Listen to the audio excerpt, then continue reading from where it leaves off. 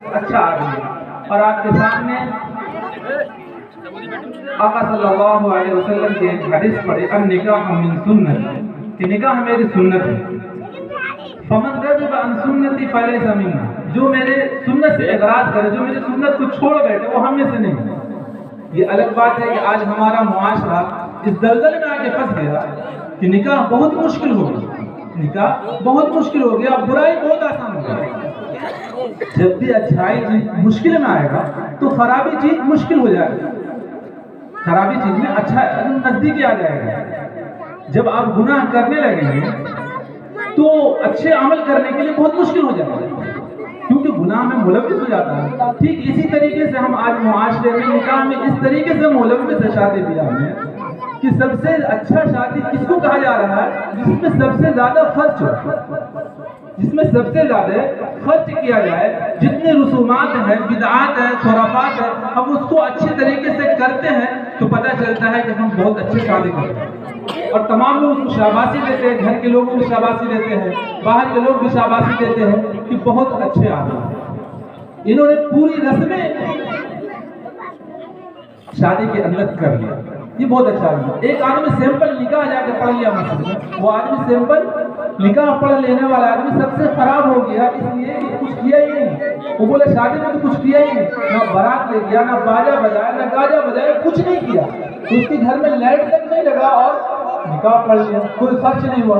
جبکہ اللہ کے رسول صلی اللہ علیہ وسلم نے فرمایا سب سے بہترین نکاح وہ ہے جس میں سب سے کم خرچ ہو، جس میں سب سے کم خرچ آئے وہ نکاح سب سے بہتر ہے۔ مگر آج ہمارا معاشرہ بدل چکا ہے، ہمارے معاشرے کے حالات لوگ بدل دیے ہیں کہ سب سے زیادہ خرچے والا شادی سب سے بہترین ہے، سب سے اچھا ہے۔ مگر وہاں پہ سوچنا ہے جہاں پہ خرافات، رسومات اور بدعات ہم کر رہے ہیں، ٹھیک وہیں پر یہ سوچنا ہے کہ یہاں پہ اللہ کے رسول کا فرمان کیا ہے۔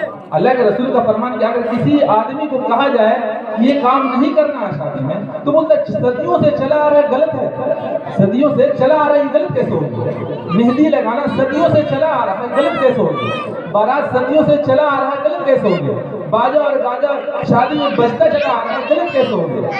غلط اس طریقے سے ہو گیا کہ ہم اپنے نبی کے ساتھ جوڑ رہے ہیں، اپنے آپ کو شادی میں ہم غیروں کے ساتھ جوڑ رہے ہیں۔ اگر نبی کے ساتھ جوڑ لیں گے تو پتہ چلے گا ہمارے نبی صلی اللہ علیہ وسلم 11 شادیاں کی، کس طریقے سے کی۔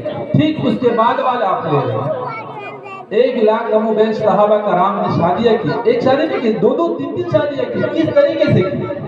شادی کا حال تو یہ ہے کہ نبی کریم صلی اللہ علیہ وسلم کی موجودگی میں نبی صلی اللہ علیہ وسلم سے سب سے زیادہ محبت کرنے والی ذات صحابہ کرام کی ہے، اس سے بڑھ کر دنیا کی کوئی ذات نبی صلی اللہ علیہ وسلم سے محبت کرنے والی ذات کوئی نہیں ہے۔ کوئی دم بھی بھرے تو نہیں ہو سکتا، کوئی دم بھی بھرے کہ ہم بہت محبت کرتے تو نہیں ہو سکتا، مگر اس کے باوجود بھی نبی صلی اللہ علیہ وسلم کی موجودگی میں عبد الرحمن بن عوف شادی کر کے آ رہے ہیں اور کہہ رہے ہیں کہ میرا نکاح ہو گیا، میرے لیے دعا فرما دیں۔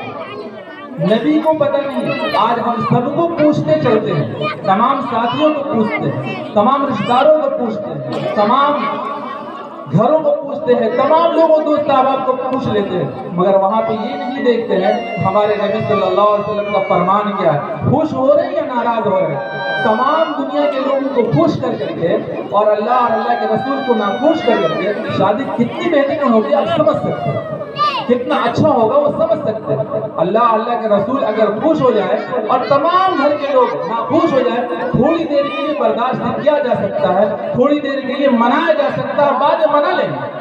اگر امی کہے کہ شادی میں یہ چیز نہیں کرنا اور یہ چیز کرنا ہے، اگر اس پہ آپ اٹل ہو جائیں کہ ہم سنت کے مطابق شادی کریں گے اور آپ کے گھر کے تمام افراد آپ سے مڑ جائیں اور نفرت کرنے لگے اور آپ سے بغض کر لے اور آپ سے عداوت کر لے کہ آپ کی شادی میں ہم ساتھ نہیں دیں گے، تو ہم اس نوجوان کو کہیں گے کہ تمام لوگوں سے عداوت کر لو، تمام لوگوں سے دشمنی کر لو، اور اللہ کے رسول کی بات پہ اٹل رہو گے تو انشاءاللہ فائدہ ہو جائے گا۔ اگر اس کے بعد سے مڑ کر کے تمام لوگوں کو خوش کر دو گے تو یہ دنیا ہے، یہ فانی ہے، دنیا سے چلا جانا اور جواب دینا، مرنے کے بعد آپ کو جو خرچ کر رہا ہے اس کو جواب دینا ہے کہ جتنے وحیات میں ہم نے خرچ کر رکھا ہے اس کی جواب دینا ہے، ہم جتنے اسراف میں خرچ کر بیٹھے ہیں اس کی جواب دینا ہے۔ پیسہ کمانا بہت آسان ہے مگر اس کو صحیح جگہ پہ خرچ کرنا بہت مشکل ہے. صحیح جگہ پہ لوگ خرچ نہیں کر پاتے. پیسہ تو بہت کماتے ہیں لوگ, مگر وہی شیطان کیا کرتا ہے, اس کو بخیل نہیں بناتا ہے. شیطان کیا کرتا ہے, اس کو اسراف میں اور رسومات میں اور بدعات میں دوسری جگہوں پہ اس سے خرچ کرا دیتا ہے, تاکہ تمام لوگ اس سے خوش ہو جائے اور تمام لوگ یہ کہیں کہ بہت اچھی شادی ہوئی, ماشاءاللہ 1.5 لاکھ روپے خرچے کیے, کھانے میں 4 لاکھ روپے خرچہ کیا. کھانے میں اتنا ایٹم تھا کہ آج تک مروی میں کوئی ایسا ایٹم نہیں دیکھا, اور جو لوگ کھائے ماشاءاللہ بہت خوش ہوئے. مگر یہاں یہ دیکھنا ہے کہ اللہ کے رسول صلی اللہ علیہ وسلم خوش ہوئے یا ناراض ہوئے. اس لیے کہ دنیا سے جانے کے بعد پھر ہمیں جواب دینا ہے کہ پیسہ تو کمایا تھا, خرچ کہاں کیا آپ نے؟ خرچ اسراف کیا. شیطان کیا کرتا, بخالت نہیں بناتا, بخیل نہیں بناتا پیسے والے کو, وہ دوسری جگہوں پہ ایسے جگہوں پہ خرچ کرا دیتا ہے جس کی جواب دہی مشکل ہو جاتا ہے. ہم اس نوجوان سے کہیں گے, نوجوان جو شادی کر چکے ہیں اس کو ماتم کرنے کی کوئی ضرورت نہیں ہے. ماتم کرنے سے کوئی واپس تو شادی نہیں ہوگی, مگر جو شادی نہیں کی ان سے ملاحظہ درخواست ہے کہ مؤدبانہ درخواست ہے کہ اپنی شادی کو سیمپل کریں, اور سب سے پہلے رسومات کو ہٹائیں, بدعات کو ہٹائیں جو ہمارے گھروں میں ہوتا چلا آ رہا, صدیوں سے چلا آ رہا, ان کو ہٹانے کی کوشش کریں اور سمجھیں اس دین کو سمجھنا آسان ہے. دین یسر, اللہ کے رسول صلی اللہ علیہ وسلم نے فرمایا کہ دین بالکل آسان ہے, مگر آدمی کو کہیں تو بہت مشکل ہو جاتا ہے. آدمی کو کہیں تو بہت مشکل لگتا ہے, کیونکہ کیا نہیں عمل, اس لیے مشکل لگتا ہے. اگر عمل کریں گے تو بالکل آسان ہے, عمل کریں گے تو بالکل آسان ہے. جس طریقے سے قرآن آدمی نہیں پڑھا ہے تو بہت مشکل لگتا ہے قرآن پڑھنا, زبان پہ چڑھتا نہیں, مگر جب چڑھ جائے تو پھر اترتا نہیں, وہ ہمیشہ چڑھا رہتا ہے, پھر ہمیشہ اچھا پڑھنے لگے گا. اچھے پڑھنے کی جب کوشش کریں گے تو ہم اچھے بننے کی جب کوشش کریں گے تو انشاءاللہ ہم ہمیشہ اچھے رہیں گے, ہمیشہ تقویٰ اور پرہیزگاری کی زندگی گزاریں گے. مگر ہمارا معاشرہ اس کی اجازت نہیں دیتا ہے, ہمارے گھر والے اس کی اجازت نہیں دیتے. ہم ایک واقعہ آپ کو سنا کر کے آپ سے ہم رخصت ہو جائیں گے کہ آپ کے چند بغل میں, زیادہ دور نہیں تھوڑا دور ہے, دھمول ایک گاؤں ہے, وہاں ایک آدمی تھے ماسٹر صاحب تھا, اور ان کی 7 بیٹیاں تھیں. ایک بیٹی نہیں, 7 بیٹیاں تھیں. 7 بیٹیاں میں سے سب سے پہلی بیٹی کا رشتہ لگا, سب سے پہلی بیٹی کا رشتہ طے ہوا. رشتہ طے, سب کچھ طے ہو گیا. طے ہونے کے بعد لڑکے والے نے کہا کہ لڑکی کی ایک خواہش ہے جو آپ سے ہم کہہ دیتے ہیں, لڑکی کے باپ سے کیا خواہش ہے؟ خواہش ہے کہ بینڈ باجا آج کے دروازے پہ آئے. یہ کہنا تھا کہ لڑکی کے باپ نے ایک دم غصے سے تلملا اٹھا اور بولا یہ رشتہ نہیں ہوگا, یہ رشتہ ہم نہیں کر سکتے. اب یہ پہلی بیٹی ہماری ہے, ابھی 6 بیٹی اور باقی ہے. ہم زندہ ہوں, ہمارے رہتے ہوئے ہمارے گھر کے دروازے پہ بینڈ باجا بج جائے, اللہ کے رسول کے فرمان کے مطابق نہ ہو, وہ ناخوش ہو جائے, ہم نہیں کر سکتے تھے. جبکہ لڑکا بہت اچھا ہے, لڑکا بہت اچھا تھا, شادی کر سکتے تھے, گنجائش سے تمام لوگ اس کو منائے. پھر واپس یہ ہوا کہ لڑکے والے نے کہا کہ نہیں, باجا نہیں آئے گا, گاجا نہیں آئے گا, کچھ بھی نہیں آئے گا, سیمپل میں آئیں گے, 4 آدمی آئیں گے, نکاح پڑھ لیں گے. بولا نہیں, ہم سوچیں گے اس کے بارے میں, اس کے بارے میں ہم سوچ کر کے کچھ بتائیں گے, مشورہ کریں گے اس کے بارے میں. سوچ لڑکی کی جب یہ خواہش, لڑکا کتنا دیندار ہوگا, لڑکا کتنا دیندار ہوگا. تو آج ہم جو لڑکی والے لڑکا کو کھوجنے کے لیے آتے ہیں, کیا کھوجنے کے لیے آتے ہیں؟ کھوجنے کے لیے آتے ہیں پیسہ کتنا کمانے والا ہے, دیندار کتنا ہے, اس سے کوئی مسئلہ نہیں ہے. اگر وہ نمازی ہے تو فرق نہیں پڑتا, نہیں نمازی ہے تو بھی فرق نہیں پڑتا. اگر نمازی ہے تب بھی ٹھیک ہے, نہیں نمازی ہے تب بھی ٹھیک ہے. قرآن پڑھنا جانتا ہے تب بھی ٹھیک ہے, نہیں جانتا تب بھی ٹھیک ہے.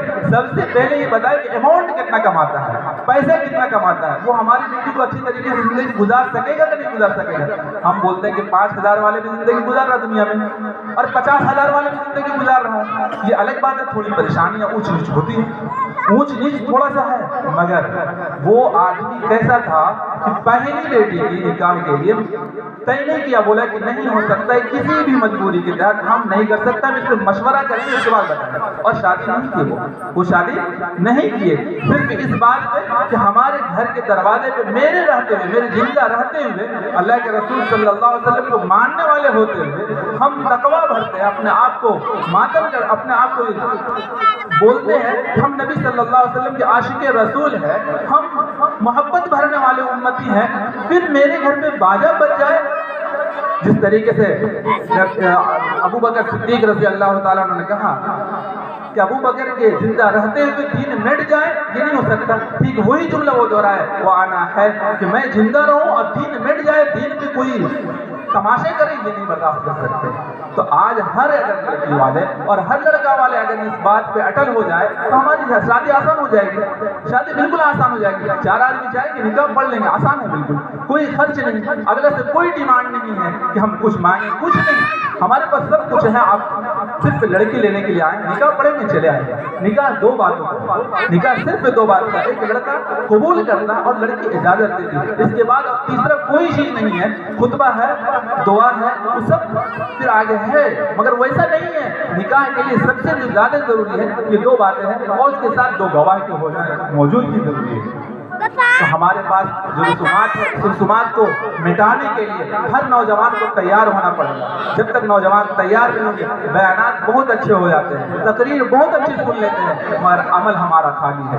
اگر عمل ہمارا خالی ہے تو ہمارا بیانات, ہماری تقریر کوئی فائدہ حاصل نہیں. اللہ کے رسول صلی اللہ علیہ وسلم نے فرمایا انما الاعمال بالنیات وانما لكل امرئ ما نوى, کہ اعمال کا دار و مدار نیت پر ہے. اگر ہماری نیت درست ہے, نیت صاف ہے کہ ہم جس بات کو سن رہے ہیں 100% یقین کے ساتھ, دل جمی کے ساتھ اپنے آپ کو یہ کریں گے کہ ہم اس پہ عمل کریں گے. آج کے بعد ہمارے گھر میں شادیاں ہوگی, یا بہن کی ہو یا بھائی کا ہو, کوئی بھی شادی ہوگی, کوئی بھی رسومات ہم کرنے نہیں دیں گے. یہ اگر ارادہ مصمم کر لیتے ہیں تو انشاءاللہ ہم کامیاب ہو جائیں گے. اللہ تبارک و تعالیٰ سے دعا کریں کہ اللہ تبارک و تعالیٰ ہم لوگوں کو کہنے سننے سے زیادہ عمل کی توفیق عطا فرمائے.